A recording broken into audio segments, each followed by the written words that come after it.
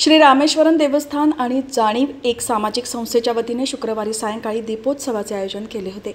या उत्सवात आमदार प्रशांत ठाकूर यांनी सहभागी होत पूजन केले।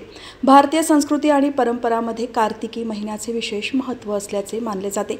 कार्तिक पौर्णिमेला विष्णू आणि शंकराची भेट होते असे मानले जाते। या दिवशी घरोघरी अंगणात मंदिरात दिवे लावण्याची पद्धत आहे। त्यानुसार त्रिपुरारी पौर्णिमेनिमित्त पनवेलमधील वडाळे तलावाजवळील प्राचीन रामेश्वर देवस्थानात शुक्रवारी दीपोत्सव साजरा करण्यात आला। त्रिपुरारी पौर्णिमेला भगवान शंकराने अखंड भूमीवरून जनतेला त्रास देणारा त्रिपुर राक्षसाचा 3 पुत्रांचा वध केला, म्हणून त्रिपुरारी अर्थात त्रिपुरारी पौर्णिमा असे म्हणतात।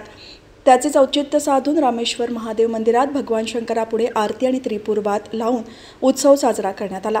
याचे आयोजन जाणीव एक सामाजिक संस्थेचे अध्यक्ष नितीन पाटील आणि मंदिराचे अध्यक्ष उमेश इनामदार यांनी केले होते। यावेळी गोव्याचे माजी आमदार दयानंद सोपटे, पनवेल महापालिकेचे माजी सभागृह नेते परेश ठाकूर, जाणीव एक सामाजिक संस्थेचे अध्यक्ष नितीन पाटील, भाजपचे पनवेल शहर अध्यक्ष अनिल भगत, प्रसाद हनुमंते यांच्यासह मंदिराचे विश्वस्त कार्यकर्ते आणि भाविक उपस्थित होते।